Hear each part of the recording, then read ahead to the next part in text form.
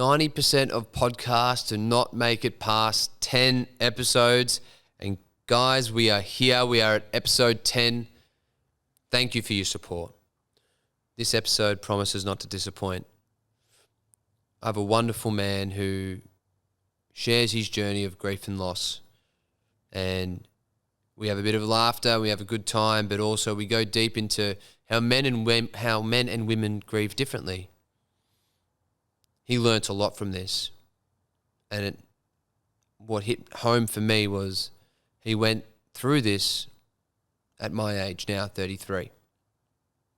And the lessons that he learnt are things that I've personally taken away from my own life. And I have absolutely no doubt where if you're a friend that has a mate going through a shit time, or you're someone that's gone through a grieving process, this podcast is for you. This is so important to listen to. This is episode 10 of Squeezing the Plums. And once again, if you haven't already subscribed, please do press that subscribe button. It makes all the difference. And hopefully the next milestone is milestone 21, because only 1% of podcasts get to there. So that's the next goal. And if you could help support the men that are coming on here and me trying to deliver this message, it will mean the world. Anyways, let's get to the show.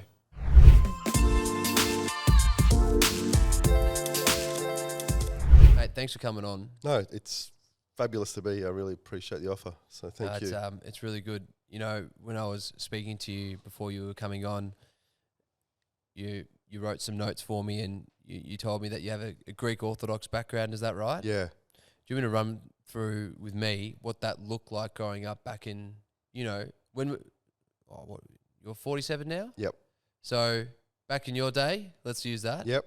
What did looking like a Greek Orthodox child look like? Oh, you pick the stereotype and we're that, right? So you've got the mum and dad, the grandma in the house as well, growing up and raising kids. We lived near a church so that my grandmother could walk 24/7 access kind of thing to the local church. Yeah. Me and my two brothers and my parents. So very traditional set up in that way. Even though my mum's born here, educated here, school teacher, maths teacher. Dad was a builder like every other Greek, but came across as a diplomat from Greece and then gave it all away and became a builder like the rest of them at that age. So at that time, from my point of view, that was a very traditional, sort of semi-religious, nothing over the top or anything about it. But my membership has since lapsed, if you like, from a church point of view, and we can get into that in a bit of detail a bit later. That's the background. It's interesting how you said like your grandparents live in the same house. Mine was quite similar, talking about, stereotypes. My family's of Indian heritage, and dad was a cab driver. My granddad was a cab driver, so like you've got the yellow cab parked out the front of the house, and you dad goes to work in that, and it was all like so stereotypical. And then growing up obviously had its difficulties with that stereotype. Did you find that, especially, growing up through potentially the 70s and the 80s, that you had those stereotypes play negatively on you or positively on you? Or No, well, it was actually quite positive because we take it from a school point of view. I was one of like 25 Greeks in my 8-year group. You're lucky. And we were all playing footy or soccer or the tennis team, right? So it wasn't the same way. So from that point of view, we didn't experience that, and we were close together. Yeah, you'd get it as you would with most, but nothing. I'm really fortunate that way that it didn't. There were really positive stereotypes from that point of view, and the negatives we ignored, right, if there were. So yeah, I was very fortunate to come from a tight knit group of mates at that stage, who I'm still friends with now. Yeah. I could count on one hand the number of friends I've made outside of school over the years, as aside to the ones that I've kept from school, right? Wow. In that context. So that was important for me. I think the stereotype, it's ironic that our parents work so hard to give us these other opportunities, and right now here we are as 47-year-old, and I'd give anything to be a simple life, go back to the village where my parents were, and just, my brother lives in Dubai. He's renovated the family home in Greece in the village, and he spends half his year there. Yeah, wow. Just sitting there doing absolutely nothing, enjoying the life, enjoying the peace and quiet, and counterbalancing the stresses of every other day life. So, what stopped you from doing it? just opportunity, I think, at the kids and the wife and that part of it. So it's not over yet from that point of view, but it's more the mindset of it, right? That we parents work so hard to get us away from that kind of thing, and here we are in 2023, and it really appeals to live in a way that is far simpler and far less complex and far less chaotic than what we do right now from my point of view. So we'll see. You hear, like, I had my old man used to go, I don't understand what's so difficult about having fun. You don't need your fucking phone. You go out in the street, knock on your neighbour's door, have a kick of the footy, come around for a feed. And those were the simple things, right? Obviously now we are in 2023 and we've got podcasts and YouTubes and Netflix and all these things that help distract us from making very intimate connections with people. Like you said, you've kept your close-knit group of mates for the best part of probably 35, 40 years. Yeah. So, now you've got kids of your own and now you obviously will meet men that are younger in their 20s and their 30s.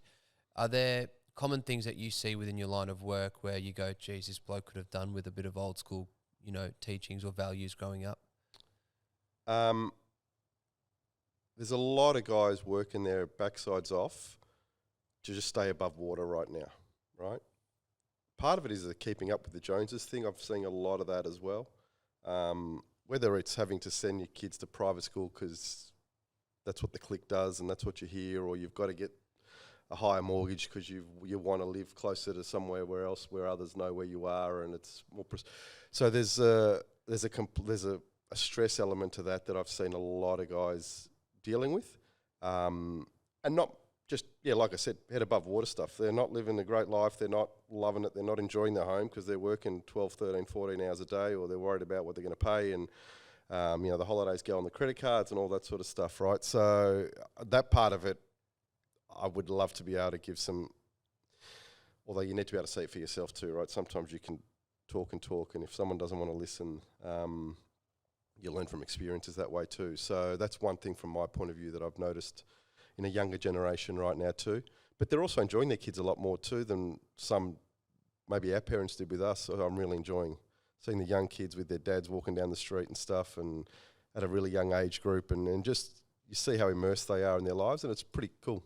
Was there things that you couldn't speak to your parents about? I know with me, coming from like that background where like your old man's working hardcore hours, mum's putting food on the table, but in my household it was, we don't bring up girls that we like, and we don't really bring up like necessarily things that we're like needing to complain about. Like, you can deal with it. Yeah. Was that sort of the similar type of way that very you much so. Yeah. I mean, and I don't think I had a clue about life till I was about 25 anyway. I don't know, for some reason. I just look back now when I was younger, and maybe I was sheltered or whatever, but just real life experiences didn't properly hit me till start living. But yeah, there was a lot of that stuff that you're not going to talk to my dad about still. Mum a bit more so. God, I still remember the first day I swore in front of my parents, let alone did anything else right. So what happened? There was a bit of running. Well, the shock hit first, and then the flight took a following. So from that point of view, so yeah, you're right. There's a lot of stuff there at that stage, which I learned from, and with my kids, I try and make it not exactly the opposite. It's just how it was. It wasn't a bad thing or a good thing. It's just how it was at that time. Whereas with Jonah and Poppy now, I want to have that far more open relationship with them in that way. I interviewed recently a friend of mine, and he's a single dad, and he didn't really have much of a relationship with his father growing up, and so he was like just begging to be open with a male figure, and so he closed that stuff off. And it's so interesting. He's like, now for his daughter, he's like an open book, and I know for my sister, I'm an open book, and it just seems to be a completely new wave, a new generation of blokes coming through that want to be an open book, right? Yep. So you grew up with the same mates and things seem to be dandy. Did you have many issues or conflicts or dramas growing up where you were like challenges as a result of being in a tight-knit family? Oh, yeah. I mean, we, not to bring it down to the whole thing, but my mum's brother was murdered when I was about 12 or 13. It's her only brother. Next suburb, home invasion, still haven't caught the pricks who did it. So that changed. That was the first defining moment, and I was seeing your mum not get out of bed, be able to get out of bed for 6 months, right, and having to carry the can and support the family and do all that part, and then the impact it has on everyone else. That was quite defining, challenging, disturbing, brought us closer together in a lot of ways as well. From that point of view, the rest of the family members, I mean, our immediate family here. But yeah, that kind of defined us in those early years, the teenage years and stuff. Yeah. Well, I mean, I can actually say the same thing. Mum lost her brother as well. And he was around the block from home as well. And so I received the phone call when that happened. And I saw the consequence of mum receiving that message, falling to the floor, bawling her eyes out, not being able to regather herself. And as a guy, as a man, you want to be able to protect and care for and do something about that. And you don't know how to deal with that situation as a teenage guy or boy.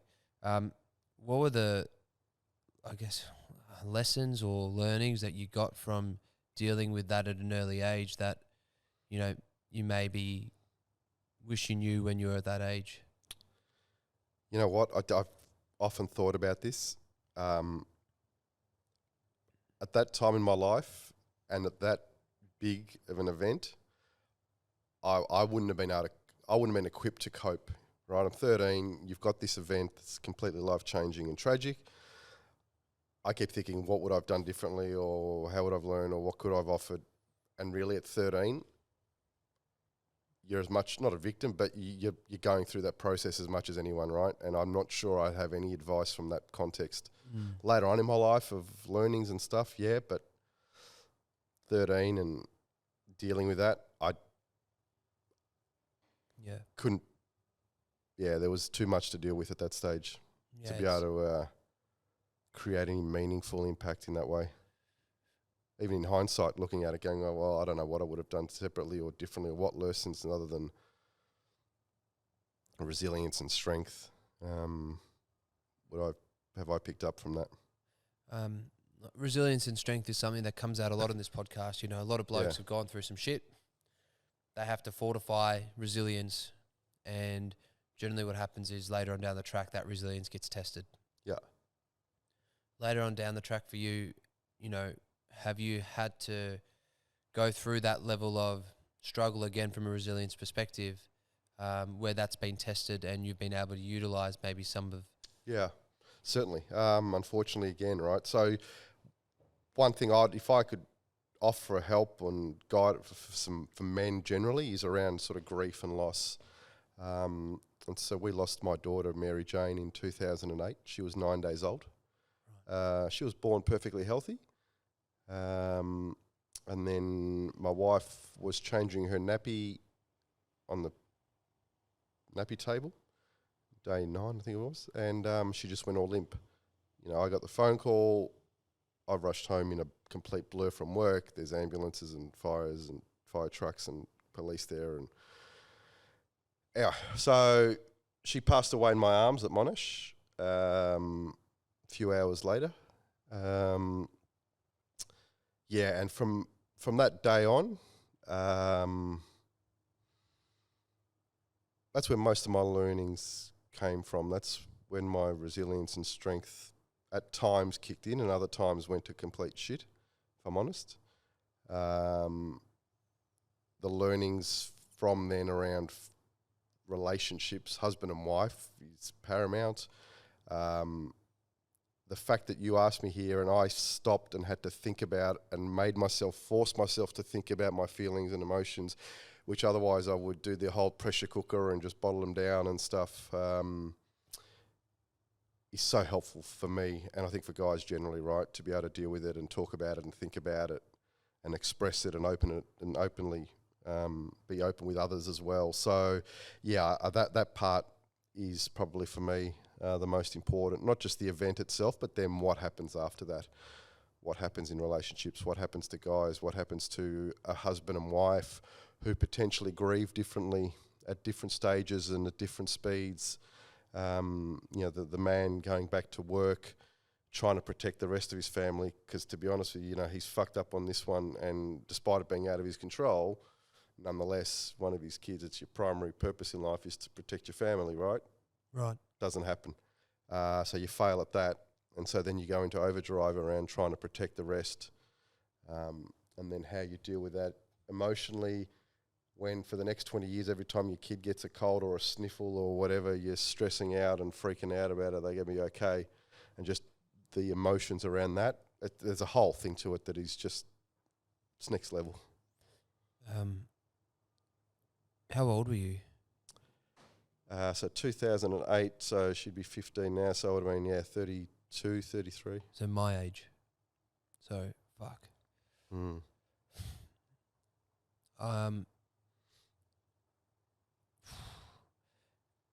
I don't even know how I would compute it, and I don't think anyone wants to, but when that moment happened and, you're having to work with your partner to move somewhat forward in life, what were the things that you think other men would benefit from listening about that particular challenge? Because obviously you said you both grieved differently. Yeah. How did you grieve, if I can ask? And Yeah. versus your partner? For me, it was more private. I took the time off work, and then I'm right. I need to, for deal with this, I need to immerse myself back into work and provide and do all that part of it. Yeah, I'll talk about it, but not openly and so forth. Whereas my wife was all around support groups, and it's fantastic, support groups, speaking to others, dealing with it. She's still our child, so you celebrate anniversaries, right? It's birthdays, that part of it. So there's that as well, right. And how does that sit with me versus Michelle, my wife, from that point of view? How did that sit with you? I wasn't sure on that emotion. I wasn't sure. I get it. I totally understand it, but for me, it's a very private thing in that way.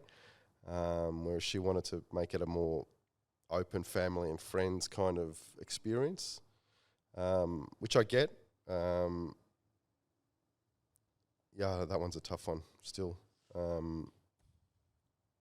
I've still got a baby. I've still got a daughter, so I treat her that way. It was more also about what it looked like for not looked like for others, but how did they feel being part of that? What should they say and do? Because it's tough in those situations, right? What do you say and what do you do and how do you act? I get that too, right? So I was very mindful of that. So I think the grieving. I read some ridiculous stat that 70% of couples separate after they lose a child. Something ridiculous. I don't know what it was. It's high. And at the time, I remember my son. I might have said it to you previously. I remember thinking to myself, "That's the dumbest thing I've ever heard." I mean, the death of a child. This is going to bring us closer together and stuff. I mean, this is ridiculous. Fast forward 3, 6, 12 months.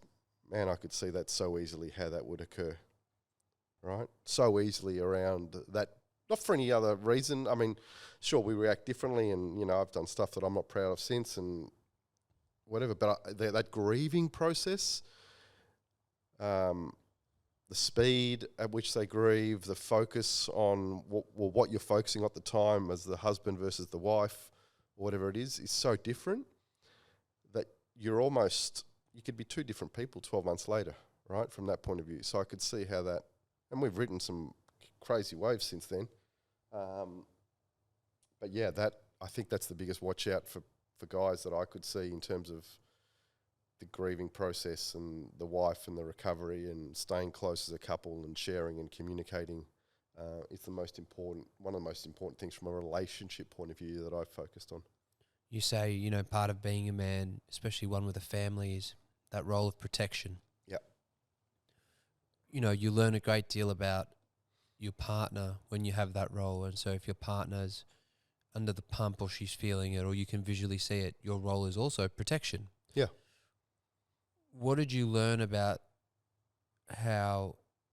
what did you learn about your partner throughout that time where you were still wanting to go into protection mode that maybe you did not know previously, prior to, the loss of your daughter? Look, I always knew she was a really strong woman. And the impact this had on her around, because, boil it down, she still wanted, her to be a wife and a mum, and so forth. So that taking it away from her, carrying a child for 9 months and then a few days later it's taken away from you. I can't relate I couldn't possibly imagine relating to that. So yeah, I tried to relate in some ways, but there was other stuff like that there's no way known I was going to. Not that I dismissed it, but I just didn't know at the time what to say or what to feel around that part of it. She spoke with other groups and other mums, and she's got a circle of friends who have suffered similar, and she's still close to them since, right? But she was all around communicating. She was all around sharing stories, sharing feelings, sharing emotions, being completely open about it, trying to deal with it that way. And I went the other way. So I went to shut off mode and not dealing with it that way. There's a level of you need to do that in some respects, would you think? Just because at the end of the day the bills are still coming. Yeah. Your work's still there, like you have to, like you said, protect and provide. And as a man, that's something that I can understand. Do you think though that when you're going back on it, you said you didn't speak about it, would men that have gone through a similar situation, should they just speak about it, how should they speak about it? Yeah, at least try and speak about it. No, it's going to be tough, right? Even with your mates. So I know my mates weren't sure, do we raise Mary Jane with Nick or do we leave it alone, or does he want to talk about it?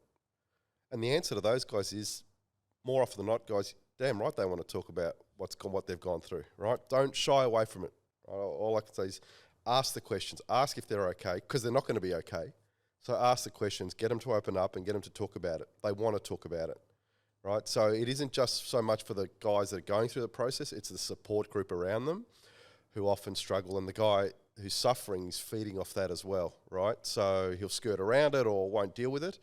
But I think that's one of the biggest lessons I've learned is that support group around you, make sure guys, ask the questions, right?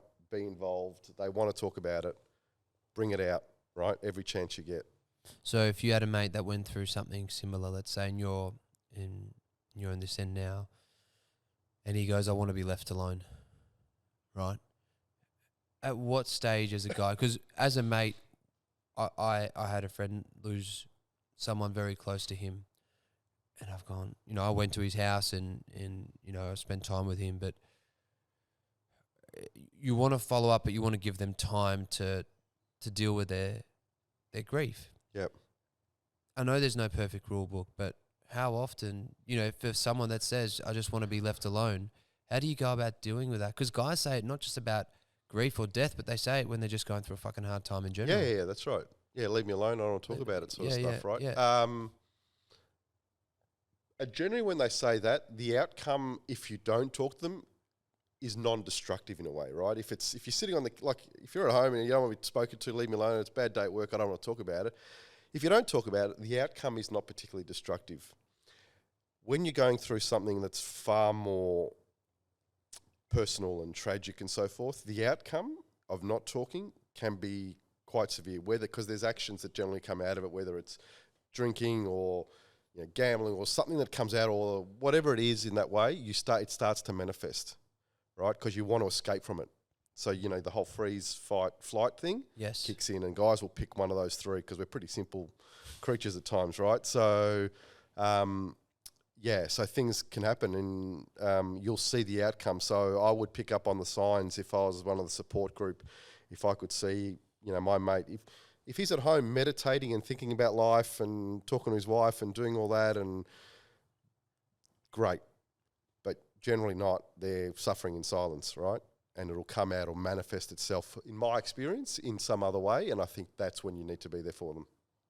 Does that make sense? Makes perfect sense. And I mean, I almost got lost in thought there because I was like, I wonder, you're almost looking at how you've approached things, right? And I'm sure guys that are listening are sort of going, fuck, wonder how I've approached, some of my mates and how I've gone about it. Yeah. Because sometimes the best form of care is literally just listening. Women do it beautifully. Yeah. They just listen. They go, tell me more. I want to listen, right? Yeah. As blokes, we're like, we don't want to bring down the vibe of the group. Yeah, correct. And it's good to think about others, but if we're internalizing our shit, it can be very, very hard to fill your own cup, right? Yeah. So you mentioned now that you've got a couple kids. Yep. Were they born before or after? Jonah MJ? was was a year older than MJ, so he's 17 now. Yeah. Poppy was born a few years later, so she's 13 now. Did having a child after the loss of a child bring things back to the way that you had hoped they would be? No. Because she was child number 3, right? Yep. Child number 2 is not there. So, and then you go, well, then your brain starts thinking. I mean, there's nothing worse than being left alone with your own thoughts at times, right? So, would Poppy be here if MJ was still here, and all that sort of computations, and at some point you just got to click off and say, hang on, just forget all those thoughts. We have this now. We've got 2 amazing kids with us now, and we deal with that.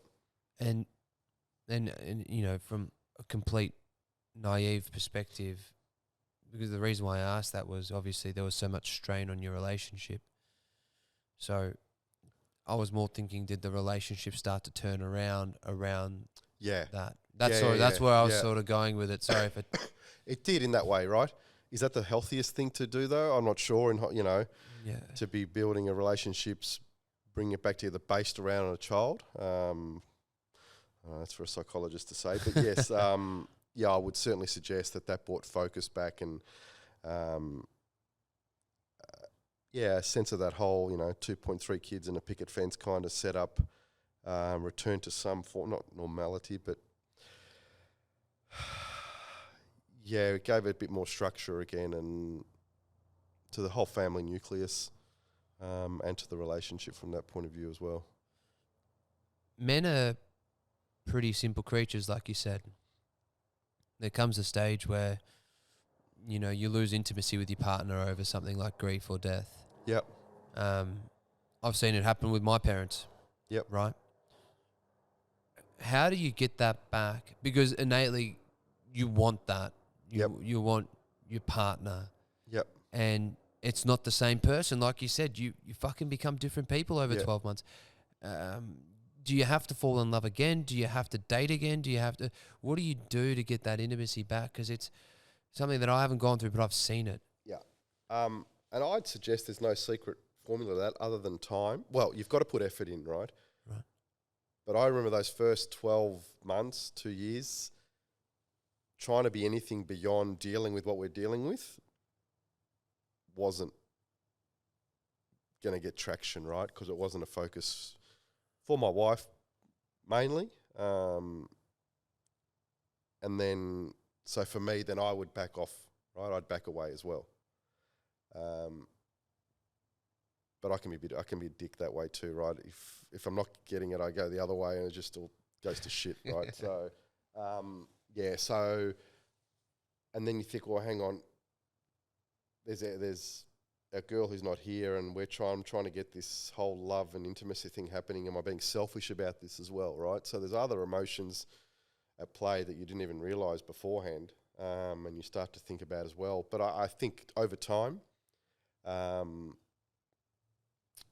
time does heal some wounds. I mean, it went from being here to me, for years and years to being just about here. So the fog lifted a little bit and you could then start focusing on what others would sort of focus on a day-to-day basis that you haven't thought about for 2 or 3 years, right? So, and even, you know, for sex or intimacy from my point of view, just wasn't a priority at that time as well, right? So it worked both ways. Yeah, for sure.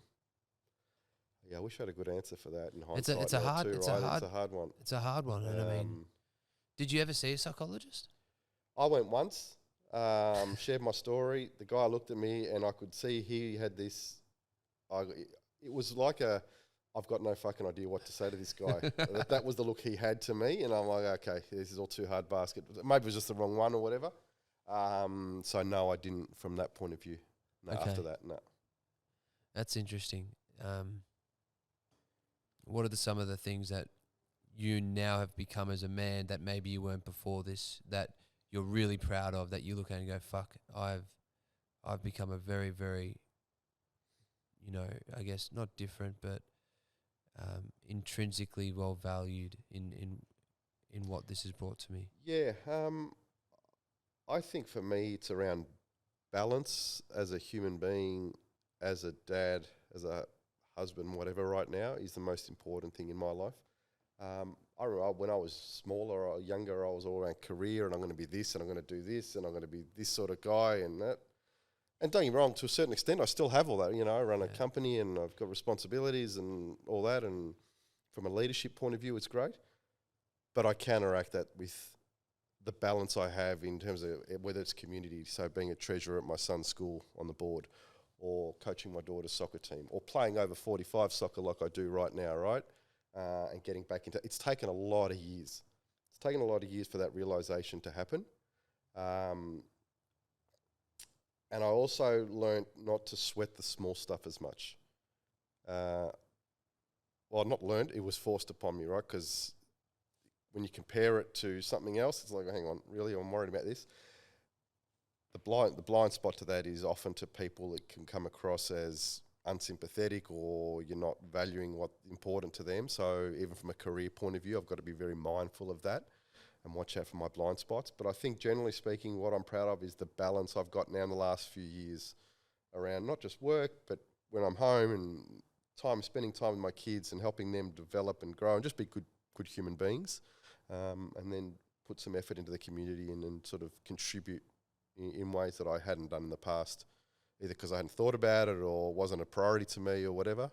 But yeah, if I can just give something small, that's cool for me. Blind spots is a really interesting way to describe, I guess, not knowing about how you are affecting other people around you. Yep. That's something that we all have our blind spots. And when you go through an experience like you've gone through, you have to have had blind spots. You speak about one of them there. Did you have a few blind spots now that you look and go, fuck, I had no idea that was there until someone told me about it 2 years later or 3 years later, or one of the boys finally approached me? Or, do you know, was there a few things that you got from? Yeah, I think back now, even some certain behaviours that I kind of went off the rails for a few years afterwards, not in any like self-destruct, but just stuff that was different to my normal approach, right? And I didn't think about why and so forth. And there's blind spots there. There's blind spots to my leadership from a work point of view afterwards as well. I think that's one of the most important lessons I've learnt. Just some of that emotional intelligence you need to not project to people, and then also to be mindful of their position and how you react to that, and to give it credence and to give it, you know, some oxygen there around what's important to them. So I think I've learnt a lot around that part of it. And leadership and business is the main one. I would suggest, Steve, it's not about me from a business point of view, right? It's about developing others and trying to share that point of view. And I've learnt the last few years to be able to pull myself away and not make it about me, but trying to develop for others from a point of view. And so I've been able to minimise blind spots in that way, because I've learned to just shut up and listen a lot of the time, and talk only when I've got something half intelligent to say, right? So, yeah, that's been really important for me. What line of business are you in? Security work, locksmithing, access control. But it's very manual, it's very people-based, it's very process. So it's not automated. So there's people involved, there's human emotions. There's, through COVID, we were managing, everyone else could work from home in their pajamas, as I keep saying, and we had to turn up. All our guys turned up in the workshop and in vans and so forth and did an amazing job. And just keeping going through that period and since, challenging. And how many staff are you working or have working for you now? There's in the business that I run, there's about 65 of us. So how do you lead? This is a bit of a segue, I guess, but how do you lead 65 people? Like, what's your way of leading them, and what's your definition of leadership if you have one? Yeah, I think from my point of view, I'm right now in choppy waters. It's around steering the ship, right? It's about being consistent for me. It's around knowing what they get from a leadership point of view when dealing with myself and where we're going. But then it's about developing my team, right? Because I'm only as good as anyone else around me, as with anything, right? So, and the results are going to come from my team and their teams, not from me. So I've switched my focus to micromanaging a business through COVID to managing a group of people who are really talented, to get the best out of themselves and then to get the best out of their teams as well, right? So that's been my focus in the last 12, 24 months since we've come out of this whole COVID thing from our point of view. I treat a few employers, and one of the things that I get often is they go, some of these young kids come to us and they're telling me they need a mental health day, they need a sick day. Fuck me dead, you don't know the first thing about hard work. Do you have that happen? Because it's true. Yep. And how do you deal with it? Because I see it. Yep. I deliberately haven't employed staff because I know that I'm going to have to work through that and I'm not ready for it right now. But how do you do that? Yeah, and I have my own personal beliefs on that, which kind of mimic exactly what you've kind of intimated there. So yeah, I've got really strong personal beliefs on that. They can't come out in the same way when you're acting as a manager or as a leader in a business, though, right? So you've got to be able to then pick your battles. So I've got to treat that transactionally, because otherwise, I'm a very emotional guy, hot-headed, red-blooded, sort of get excited sometimes about things. So I have to treat it transactionally that way.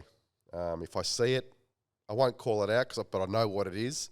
And yeah, like you'll be calling bullshit. I'm going, mate, you don't know what an 8-hour day is versus, or what doing it tough is. But okay, knock yourself, it's fine. We'll support you in any way, shape or form we can. But I'll pick my battles and do it treat it as a transaction and move on. It is hard to speak honestly and openly these days, being a bit of an older man, right? Yep. Because society's changed a lot. And yep. Part of this podcast is around helping men realize that they can open up, but also realizing that there's another group of men that are turning as soft as butter and don't have the balls to speak up or talk up or worried about being really manly. Yep. And there's there's these two sort of I call them hard and soft, right? Yep. And so when you're looking to employ someone now, yep, what qualities or values do you look for? Because there will be young guys listening to this, no doubt about it, that are in their early 20s, that want to be employable, that want a good gig, that want a job, that want to work for someone like yourself that, is open and vulnerable and has good values. But what is it that you look for? Because obviously, the workspace is different these days. Yeah, it is. And in my company, we have an unofficial no assholes policy first and foremost. So we look for decent human beings who want to make a difference and just want to help out the team, right? If you're of good character that way, we can teach you specific skills, right, or functions or whatever from that point of view. But whether you're young or old or whatever the case is, if you're there with the right intentions, that's at the top of my list from that perspective, right? You do that with, right intentions, right approach, we'll teach you the rest. Yeah. And I think that applies to a lot of businesses. Yeah. Now they're just looking for people that got a bit of guts, bit of Yep. resilience. Yep. Because they'll learn Yeah, on that's the right. job. And to be honest, most university degrees don't really teach you what you're going to learn when you're out there on the gig anyways. Staff retention's also a hard one in a lot of industries as well. And I guess if you're hiring the right staff, you're generally going to be able to retain them and not have to spend excess amount of money training up new staff correct. all the So time. that's an issue as well. I mean, sometimes on that, you could take, people always generally think it's greener on the other side, right? You can try and talk to them about it, but if they've been somewhere for a long time, they'll think, no, I know it's better on, I think it's better on the other side, and you've got to experience that for yourself sometimes. So yeah, if someone wants to leave them that way, and we've spoken, go for it, right? More often than not, they'll make a phone call 6 months later, or you'll see a second jump or whatever. So, but that is what it is. But yeah, I think retention in the right environment is really important these days. Get a good team that works together well, treat them right, they treat each other right. I think you've got a good recipe there. You got a young man, right? He's about to leave school now. Yep. It was the year 12. He's in year 11, Year 11, year 12, yeah. Year 12. So my sister's in year 12, and I know now that they're going through a different stage, growing up. You know, part of that experience that you had when you were wanting to protect is, about to go away a bit, right? Yep. It's fucking scary. Yep, very. I don't know. Like, if you were to give me advice, I'd love your advice, because my sister's like, I have a feeling of responsibility around her safety and her well-being, and there's a sense of that, right? But I know that it's not right for me to hold on to that, and she needs to make her mistakes and let go and do it. But it's fucking hard. Yeah. Yep. I think we're in for a roller coaster ride for the next few years. In terms of my son, and I don't say this because he's my son, what worries me the most, he's got a great heart. He's like a wonderful human. Like, I've been sick. He's the only one he's been messaging me every 5 minutes, Dad, are you okay? Can I get you anything? What do you need? Blah, blah, blah, right? My daughter, which I equally love, a bit more hard-assed and, come on, Dad, suck it up, get on with it. But Jonah's got a wonderful heart about him. He's got a good head on his shoulders. The only thing that worries me at times around Jonah is, will he get taken advantage of when he's out there? Not that he can't survive and he'll thrive and so forth. But yeah, will he get taken advantage of because of his nature? Have you expressed that to him? Probably not directly. It's more through trying to show lessons with him. Yeah, and I'm not sure. Maybe I should be talking directly about him. But I don't want to take that part of him away either. It's an amazing trait. He's got his empathy and his care, and the way he even, he talks to, there's a couple of old ladies who live in our street on their own. Jonah will sit and talk to them for 10, 15 minutes and ask how they are and do all that. Just stuff that, 17-year-old kids normally wouldn't do. He's got a great heart that way. So, yeah, I'm not sure. It's not a bad thing, don't get me wrong, that he's got a great, I just worry in the, big wide world. How does that play out? It's one of those ones where, I am a brother, I'm not a father, so it's a little bit different for me, but it is something where you go, I'm not sure how to navigate it in today's world, right? And I'm sure our parents had the exact same thing when we were turning 17, 18. Yeah. I remember still wanting to go out to clubs and bars when I was 18, and they're going, you're dreaming, not a chance, everyone's on drugs, you're going to get hurt, there's something going to be wrong. And I'm like, guys, you're well out of touch. It's fine. We're cool. Yeah. We're cool. Fucking give me a spell. Yeah. But it is interesting in terms of that, there will be people that are, either on the kid's side or on the parent's side that go, you don't understand. Yeah. What's the thing then, that you do for yourself to be able to move through that? Because that's about to come. Yeah. It's going to happen. You've done the work on it already. Yeah, I'm close to Jonah, so for me, it's just about continuing to be there for him, right? He'll ask me when he needs help. If he doesn't get something or whatever, he'll come to me. We've got a good relationship that way. I can't see him not doing that moving forward. Has he come up to you yet and asked you if you can go to a party? He just doesn't like going to parties. There's plenty of off. parties. We're No like, problems. Jonah, keep going. Are you going to go to a party? Like, no, I can't be bothered, Dad. I'm going to stay home. All right, cool. My daughter's trying to get him a girlfriend and all that sort of stuff. So, but he's happy with his motorbikes and, playing with his mates online and stuff and his work. So he's pretty well-rounded. That's good. My brother was quite similar to that. We were telling him to get out and about. Yeah. We're like, mate, you need to become more social. I was the opposite. I was the eldest, and I was begging to get out of the fucking home. Yeah. I felt like I'd never had a sleepover or anything. So for me, it was like, where can I go out? What can I do? Get me involved. And then there was like, I had chains around me. But yeah, it is interesting now, and I was speaking to a previous guest about this, but one of my roles growing up in my early 20s, ironically, from never being able to go out, was to manage a nightclub, manage bars. And so, I used to do everything from being on the floor to promote and run these events, right? And there's a lot of things that I've seen now that it's hard to get out of my head. My dad was a cab driver. He used to pick up people that were pissed off their absolute head, and he would see the worst in that society and that people. And I guess there are going to be people that are listening that go, but you don't understand, or you don't get, like, my son or my daughter's been raised in this environment or this situation. I guess the lessons that come out of that are, though, that the best lessons you get are through a bit of resistance, right? Yep. And they're going to move past their, turning 18. Where's your next challenge? Where's your next growth moving forward, especially as a leader? Long-winded way to get around to that question. No. I mean, I've still got to build the dungeon for my daughter, so she's going to live there for... Build the dungeon? Yeah. So, or get the German Shepherd, so wherever she goes, we all go with her. Look, I think from myself, I want to just keep doing what I'm doing right now.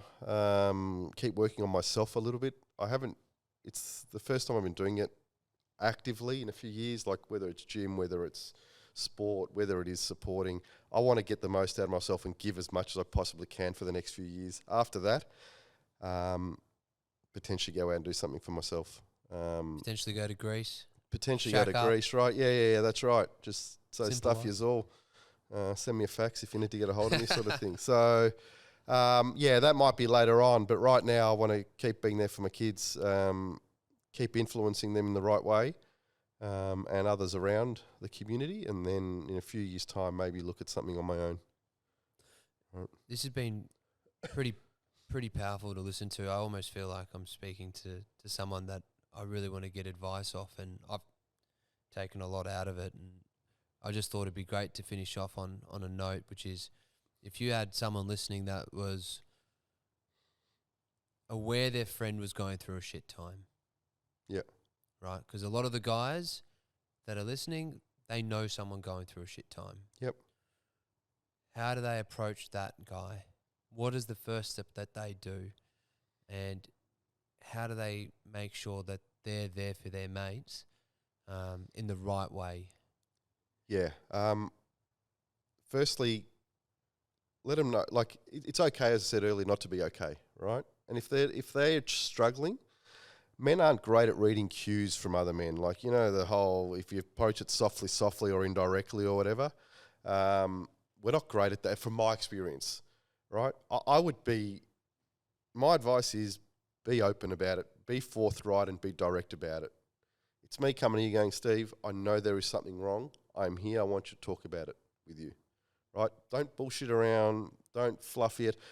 Yeah, women sit opposite. They say opposite each other to talk. Men sit side by side. It's generally that whole pub environment or watching a sporting game or whatever, at least whatever breaks the ice.